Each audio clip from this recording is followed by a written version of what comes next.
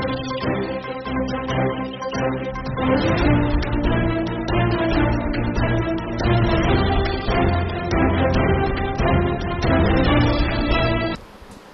आवाज में आज मुलाकात कर रहे हैं अनुशासन समिति के संयोजक ओमकार सिंह जी लखावत साहब से। ओमकार सिंह जी, आपका स्वागत है आपकी आवाज में। धन्यवाद जी सर, जो अभी 41 प्रत्याशियों की लिस्ट आने के बाद काफ़ी बगावती सुर देखने को मिल रहे हैं, करीब 10-12 सीटों पे ऐसे बगावत देखने को मिलती है। आपका क्या कहना है इस मामले में? भारतीय जनता पार्टी में कोई बगावत नहीं है जी। ये कार्यकर्ताओं की पार्टी है जिनको टिकट घोषित किया गया है। मांगने वाले, अब भारतीय जनता पार्टी की स्थिति नहीं है कि एक विधानसभा में एक ही कार्यकर्ता तैयार होता है या एक ही सक्षम कार्यकर्ता होता है। हमारे पास विधानसभा में 10-10, 15-15 कार्यकर्ता, समान कर्मी, समान धर्मी, समान क्षमताओं वाले कार्यकर्ता है। वो विधायक बन सकते हैं, एमपी बन सकते हैं, चेयरमैन बन सकते हैं। तो सक्षम कार्यकर्ताओं की पार्टी है। अनेक कार्यकर्ताओं ने अपने अपने विचार व्यक्त किए कि वो भी चुनाव लड़ना चाहते हैं। उन्होंने अपने विचार की अभिव्यक्ति की कि हमें भी अवसर मिलेगा तो ठीक रहेगा। लोकतांत्रिक तरीके से उन्होंने अपनी बात कही है। कहीं ना कहीं जो बाहरी प्रत्याशी आते हैं उनका भी विरोध जताया जाता है और पार्टी के जो कर्मठ कार्यकर्ता है उनके साथ अन्याय कहा जाता है कि वो अन्याय के भागी हो गए, क्योंकि वो 10, 20, 25, 30 सालों से, जैसे आपको भी 40-45 साल से राजनीति में हो और आपका मतलब इस तरह से, तो उनके साथ क्या न्याय हो रहा है, अन्याय हो रहा है, और आपकी समिति और आपकी पार्टी किस तरह से देख रही है इसको? भारतीय जनता पार्टी राजस्थान की एक यूनिट है। विधानसभा का चुनाव होता है जी। विधानसभा के चुनाव में जो व्यक्ति चुनाव लड़ने के लिए सक्षम होता है, जो योग्य होता है, जो उसके पास में अहर्ताएँ होनी चाहिए, वो जिसमें होती है उसी को पार्टी टिकट देती है। जो संविधान में वर्णित है, जो उसमें नियम कायदे बने हैं कि विधायक के लिए किसी भी प्रत्याशी कोई पार्टी बनाएगी तो उसकी क्या क्या योग्यता होनी चाहिए। वो मतदाता होना चाहिए, ठीक है, वो भारत का नागरिक होना चाहिए, और हम देखते हैं कि वो हमारा पार्टी का कार्यकर्ता होना चाहिए। तो इस सब की योग्यताओं को रखते हैं, उसी को पार्टी टिकट देती है। बात आपने योग्यता की तो योग्यता में हर एक प्रत्याशी अपने आप को, या हर एक उम्मीदवार, हर एक पार्टी का कार्यकर्ता मानता है कि वो 20 साल से सेवाएं दे रहे हैं, कहीं ना कहीं उस पार्टी में तो योग्य है ही, जब भी पार्टी उसकी सेवाएं ले रही है। पार्टी की चुनाव समिति है, वो फैसला करती है।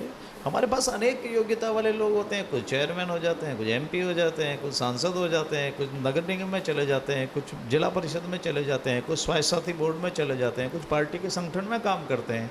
हमारी आदमी में जितनी क्षमताएं हैं, हर प्रकार की क्षमता का हम पार्टी में उपयोग करते हैं। और वहाँ निश्चित एक विधानसभा में एक ही व्यक्ति को प्रत्याशी बनाया जाता है, इसलिए उसमें से एक बार देते हैं। और कई बार ऐसे लोग हैं कि जिनको कई बार दे चुके हैं मौका। ऐसे बहुत सारे लोग हैं जो उनको भी 5 बार 4 बार सबको मौका मिला है। कोई सीनियरिटी का इशू है कि एज फैक्टर एक मायने रखता है, युवाओं को, महिलाओं को आगे लेके आना है।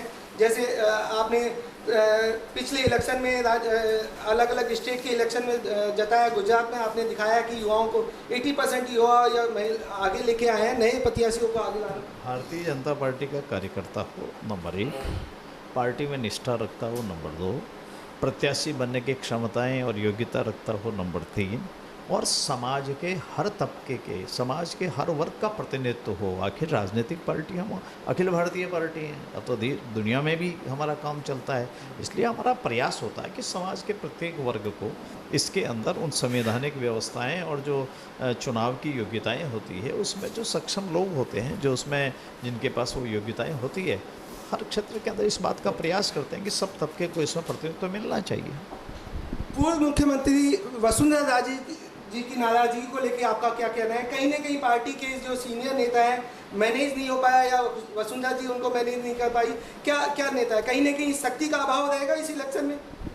मैं पार्टी का एक सामान्य कार्यकर्ता हूँ, इसलिए आप अनुशासन समिति के अध्यक्ष हैं और चुनाव प्रचार समिति के सह संयोजक हैं, तो सामान्य कार्यकर्ता से कहीं ऊपर है, आपका अनुभव भी कहीं ऊपर है। अनुशासन समिति का अध्यक्ष हूँ, तो मेरी अनुशासन की परिभाषा में आने वाले जो लोग हैं वो अखिल भारतीय अधिकारी हैं, राष्ट्रीय उपाध्यक्ष हैं, पूर्व मुख्यमंत्री हैं, केंद्र की मंत्री रही है, अनेक बार सांसद रही हैं। इसलिए हम सब सम्मान करते हैं, और उनके बारे में यदि किसी को सवाल पूछना है तो संसदीय बोर्ड बताएंगे या राष्ट्रीय नेता बात करेंगे। मेरे आधार पर मैं एक सामान्य कार्यकर्ता हूँ, इसमें कोई उत्तर देने की स्थिति में नहीं हूँ। नारी शक्ति बिल जो पास हुआ है 33% के साथ, अभी जो नारियों का उम्मीद थी कि इस इलेक्शन में कहीं ना कहीं प्रतिनिधित्व उनको 33% का मिल जाएगा, और कहीं ना कहीं आपकी पार्टी को भी एक लंबी छलांग देखने को मिलती, शायद मैं समझता हूँ राजस्थान में या इस आने वाले स्टेट के इलेक्शन में। लेकिन वो बिल अब कहा जा रहा है 26 को पास होगा या 29 में लागू होगा, तो इसको कहीं ना कहीं पार्टी के जो अभी प्रेजेंट वाले इलेक्शन में है, कहीं देखा जा रहा है 20%, 25%, 40 सीटें, 50 सीटें, 60 सीटें, कितनी सीट उम्मीद आप भारतीय जनता पार्टी नारियों को दे रही है जो वंदन बिल के पक्ष में? भारतीय जनता पार्टी ने इसको कानून का स्वरूप दिया।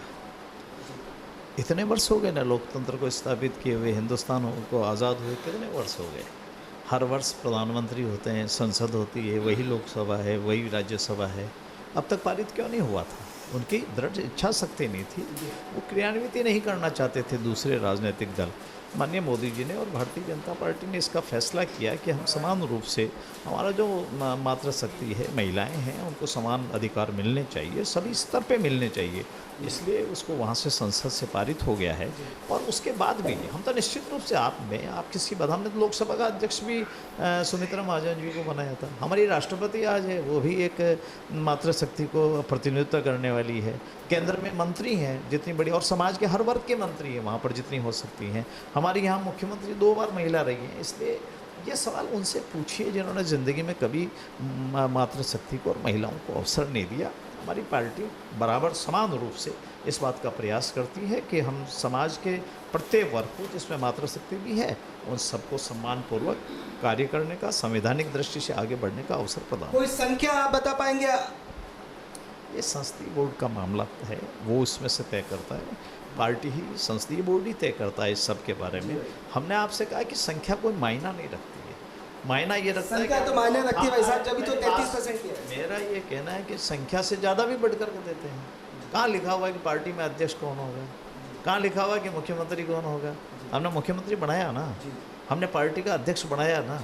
कहाँ लिखा कि राष्ट्रपति महिला होगी? कहीं नहीं लिखा, हमने राष्ट्रपति बनाया है ना।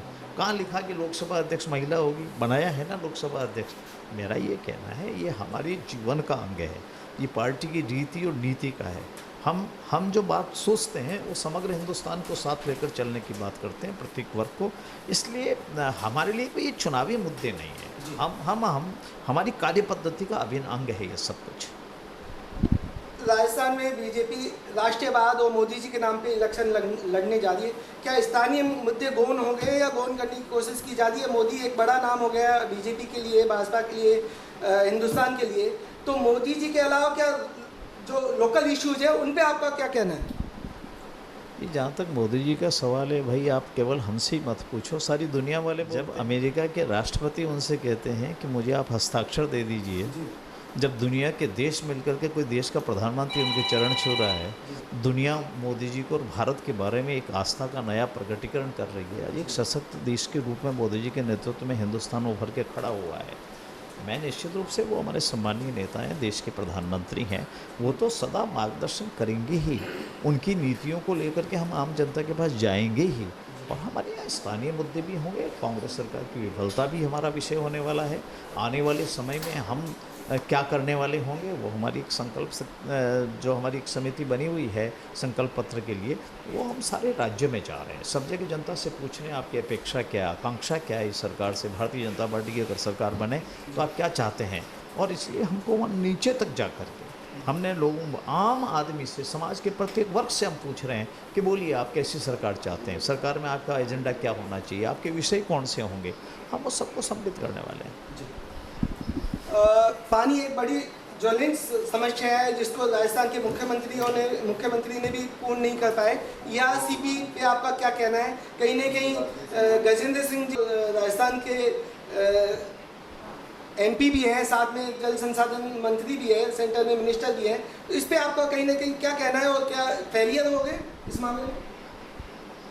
भाई ऐसा है कि राजस्थान एक ऐसा प्रांत है जहाँ पीने के पानी में फ्लोराइड है, आर्सेनिक है, उसमें धातु है, दूषित और जहरीला पानी है।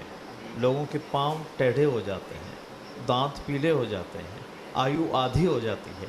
ऐसे प्रांत के अंदर जब भारत सरकार ने जल जीवन मिशन के तहत राजस्थान की इस समस्या का समाधान, पेयजल समस्या के समाधान की दिशा में महत्वपूर्ण निर्णय लिया, तो राज्य सरकार तो जो पहले किए हुए जो उनके ढांचे पड़े हुए तो वो कह रहे थे कि वो भी इसी में शामिल कर लीजिए। सरकार की इच्छा शक्ति नहीं है, क्षमता नहीं है, प्रशासन का कंप्लीट फेल्योर है। मैं कह रहा हूँ पानी की तो आवश्यकता हर एक को ज़रूरत है, इसमें कोई आप भेदभाव नहीं कर सकते। प्रत्येक घर को पानी चाहिए, शुद्ध पानी चाहिए, और मैं कह रहा हूँ कि इसलिए भारत सरकार इसके लिए प्रतिबद्ध है। राजस्थान सरकार की विफलता है या सफलता है, आर्थिक संसाधन उपलब्ध होने के बावजूद भी और जल उपलब्ध कराने का जो प्रयास किया गया, शुद्ध पानी, उसका उपयोग नहीं कर सकी, तो ये विफलता राज्य सरकार की है। और हम आम जनता को बताएंगे कि आपको अगर शुद्ध पानी नहीं मिल पाया तो उसके लिए जिम्मेदार राज्य सरकार है। भारत सरकार के तो पैसे पड़े हैं, उसका उपयोग ही नहीं कर पा रहे हैं ये लोग। ओबीसी मुद्दा कांग्रेस उठा रही है, लगातार उठा रही है, राहुल गांधी उठा रहे हैं और उसकी सहयोगी पार्टियां भी उठा रही है। ओबीसी मुद्दे पे आपका क्या कहना है और भारतीय जनता पार्टी का क्या रुख है ओबीसी पे? भारतीय जनता पार्टी समाज के प्रत्येक वर्ग का उत्थान चाहती है। हम जो हमारा कमज़ोर तबका है, वो चाहे अनुसूचित जाति हो, चाहे पिछड़ा वर्ग हो, चाहे हमारी मातृशक्ति हो, या समाज के और भी ऐसे अंग होंगे कि जिनको अभी तक सत्ता का और समाज जितना उनको लाभ मिलना चाहिए उनके उत्थान के लिए, विकास के लिए, उतना नहीं मिला। हम चाहते हैं, परंतु ये हमारे लिए चुनाव का मुद्दा नहीं है, ये हमारे जीने का तरीका है, ये हमारे काम करने का तरीका है। हम इसीलिए बने हैं। अगर हम जो लाइन में, पीछे की लाइन में बैठा हुआ व्यक्ति यदि उसके लिए कुछ काम कर सकें तो ये हमारा सौभाग्य होगा। ये हमारे लिए कोई चुनावी मुद्दा नहीं है। और अगर इनको कुछ करना ही होता और चाहते ही कुछ थे तो अभी इलेक्शन से 1 महीने पहले गायब किया था। इनको तो 5 साल के सत्ता सौंपी थी ना, किसने रोका था इनको? तो मेरा ये कहना है कि चुनाव के 15 दिन पहले कोई निर्णय करना, ये सब केवल मात्र समाज में विग्रह करने का काम है, समाज को बांटने का काम किया जा रहा है। कुछ लोग इसको शर्तों को थोपना चाह रहे हैं, ये नहीं हो सकता। संपूर्ण समाज को साथ लेके चलना होगा, और जो आर्थिक दृष्टि से या सामाजिक दृष्टि से जो पिछड़ा रह गया है समाज का वर्ग, उस सबको हमको साधना पड़ेगा। हमको अपना अंग समझ करके, हमारा परिवार का सदस्य समझ करके उनके विकास की बात करनी होगी। आपने आर्थिक दृष्टि की बात की, क्यों नहीं इसको आर्थिक दृष्टि, आर्थिक मुद्दे पे ले जाया जाए, जहां सभी समाज एक ही जाजम पे आके बैठ जाए। उसमें राजनीतिक पार्टियों को क्या एतराज है, बीजेपी को क्या एतराज है कि ओबीसी, एसटी, एससी और अल्पसंख्यक, मतलब अलग अलग समुदाय में हिंदुस्तान को बांटे जा रहे हैं पॉलिटिकल एजेंडा चलाने के लिए? आपका क्या कहना है सर? हमने तो कभी नहीं कहा कि बांटना चाहिए। हमारे लिए वोट का विषय है भी नहीं है सब कुछ। ये जितना समाज है, समाज के विभिन्न वर्ग हैं, ये हमारे समाज के अभिन्न अंग हैं, ये भारत की ताकत है। हम इसको केवल वोट नहीं देखते, ये तो कांग्रेस है जो हर आदमी के अंदर वोट देखती है। हम वोट नहीं देखते, हम तो भारत की शक्ति देखते हैं, उसमें से भारत का सामर्थ्य है वो सब कुछ। और हमारे लिए वो निमित्त है सेवा करने के नाते, और उनके सामर्थ्य का उपयोग उनको साथ लेकर हिंदुस्तान को कैसे वैभवशाली हिंदुस्तान खड़ा कर सकें, हम संसार में फिर इस देश को सिरमौर कैसे बना सकें, और देश का एक एक व्यक्ति के सामर्थ्य का उसमें उपयोग हो, जिसमें जितनी शक्ति हो। इसलिए मेरा कहना है कि हर नागरिक में केवल राजनीति और वोट देखना ये एक क्षुद्रता है। राजनीतिक दृष्टि से गिरावट हो सकती है, ये कोई किसी राजनीतिक पार्टी का एजेंडा नहीं हो सकता। ये हमारा धर्म है। हम जहाँ काम करते हैं ना, जैसे पूजा करना हमारा धर्म है, ऐसे समाज के प्रत्येक वर्ग के उत्थान की बात करना, उसके सामर्थ्य का उपयोग करना, उसको सक्षम बनाना, ये हमारा काम है, हमारा दायित्व है, हमारा मिशन है ये सब कुछ करना। इसलिए हम इस सत्ता का केवल मात्र सत्ता का विषय नहीं समझते। हमारा कहना है कि ये हमारा दायित्व है, हमारा कार्य करना हमारी जिम्मेदारी है, ये सब कुछ हमें करनी चाहिए और उसका पालन करना चाहिए। अनुशासन समिति के आप संयोजक हैं, तो आप भारतीय जनता पार्टी के कार्यकर्ताओं, कमेटी कार्यकर्ताओं को क्या संदेश देना चाहेंगे? भैया मेरा ये कहना है कि भारतीय जनता पार्टी में जितना अनुशासन है हिंदुस्तान की किसी पार्टी में नहीं है। आपने कभी इस पार्टी के 2 टुकड़े नहीं देखे होंगे, बाकी तो इनकी पार्टियों के 18 टुकड़े हो रखे हैं। कभी कांग्रेस आई हुआ करती थी, कभी कोई रेड्डी हुआ करती थी, कभी अर्जुन सिंह की हो गई, कभी तिवाड़ी की पार्टी हो गई थी, उनके अलग अलग नाम से। हाँ जी, मैं नारायण दत्त तिवाड़ी की बात कर रहा हूँ। हाँ, मेरी बात सुन लीजिए, इसलिए अलग हो गई होगी। भारतीय जनता पार्टी एक विचार को लेकर बनी हुई पार्टी है, इसलिए न तो ये कभी विभाजित होने वाली है, यह एक मुखी होकर के एक उद्देश्य की पूर्ति के लिए काम करने वाली पार्टी है।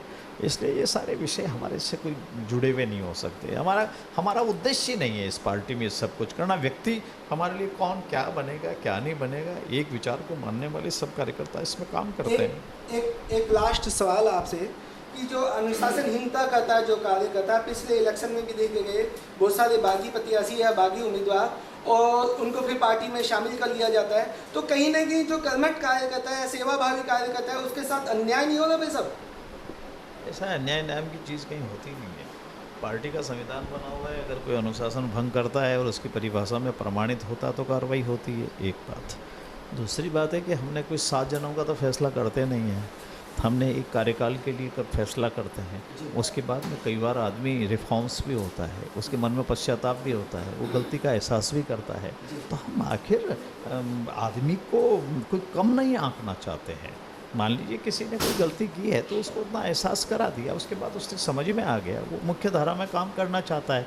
आखिर तो हम हिंदुस्तान के जितने भी 140 करोड़ लोग हैं सबको साथ लेना चाहते हैं। जब तक आखिरी व्यक्ति हमारे पास नहीं आएगा तब तक हमारा काम जारी रहेगा। आप मान के चलें, उसके बाद फिर दुनिया के सब लोग नहीं आ जाएंगे तब तक हमारा काम जारी रहेगा। फिर तब जितनी संख्या और बढ़ जाएगी वो सब नहीं पार्टी में आ जाएंगे तब तक हमारा काम जारी रहेगा। इसलिए अनंत काल तक की हमारी यात्रा है, लोग आएंगे जुड़ेंगे। छोटी मोटी कहीं कमी आती है तो थोड़ा सा पार्टी में एक नियम कायदे होते हैं, काम करने का अनुशासन होता है। उसका काम करना तो कोई ऐसा नहीं है खाली हम खाली अनुशासन समिति का ही काम करते हैं, हम निर्माण का काम करते हैं, हमारे यहाँ प्रशिक्षण शिविर चलते हैं, हम संस्कार देने का काम करते हैं, हर एक को दायित्व देने का काम करते हैं और सिखाने का काम भी करते हैं। जी भाई साहब, आपसे आगे भी कभी उम्मीद रहेगी, आपसे टाइम लेके चर्चा करते रहेंगे। और आप थे ओमकार सिंह जी लखावत साहब, संयोजक अनुशासन समिति भारतीय जनता पार्टी राजस्थान। धन्यवाद भाई साहब। धन्यवाद आपको सब।